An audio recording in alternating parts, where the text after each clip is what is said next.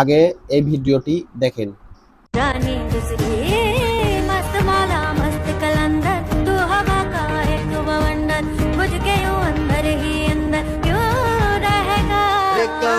এই ভিডিওটি দেখার পর যারা আর্জেন্টিনা সাপোর্টার করেন তারা আসলে থাক বললাম না।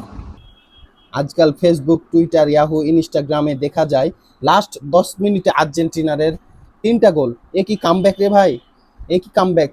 প্রেমিকারা হতাশ করলেও আর্জেন্টিনা কখনো হতাশ করে না। কামব্যাক কি এটাই? ম্যারাডোনা হাত দিয়ে গোল করে একটা চুরির কাপ ঘরে এনেছে, ঠিক ওই চুরিটাই কি এতদিনে করতে পারছো? এই কামব্যাকের কথা বলছো? বুঝতে পেরেছি, চুরির কামব্যাকের কথা বলছো, তাই না? আবার কিছু কিছু আর্জেন্টিনারের অন্ধভক্তগুলা বলে মুসা নবী নাকি মেসি হিসাবে ফিরে এসছে। ছি বাঙালি, ছি, আস্তাগফিরুল্লাহ। এটা বিশ্বাস হয় না নাকি? ওকে, তাহলে দেখেন। ফটো বিশ্বাস হয় না, তাহলে ভিডিও দেখেন। ইতিহাসে যে ফেরাউনের পতন হয়েছিল মুসার হাতে, সেই মুসা মেসি হয়ে ফেরত এসেছে।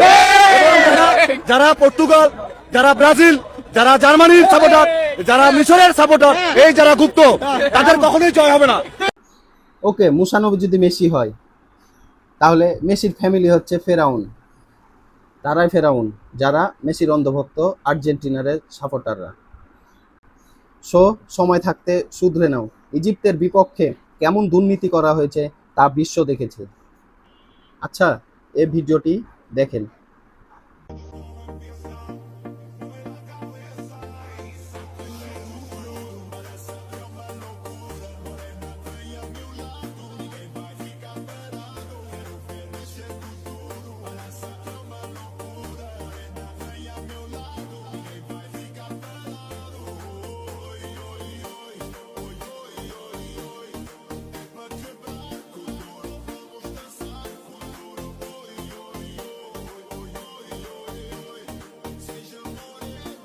যে ফাউল থেকে ইজিপ্তের গোলটা বাতিল করা হয়েছে, ঠিক একই ফাউল থেকে আর্জেন্টিনারের গোলটা বাতিল করা হলো না কেন?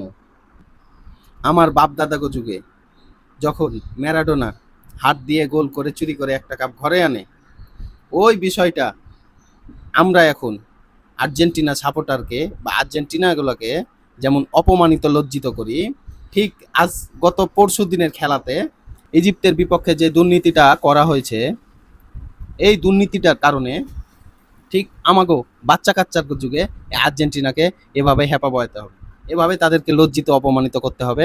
সেই গত ইজিপ্ট বনাম আর্জেন্টিনারের যে ম্যাচটা হয়েছে, এই ম্যাচটাতে দুর্নীতি করার কারণে আফসোস করতে হবে আর্জেন্টিনাকে। চুরি করে জয়ী হওয়ার থেকে জিতেও হেরে যাওয়া ইজিপ্তের মতো সত্যি গর্বের।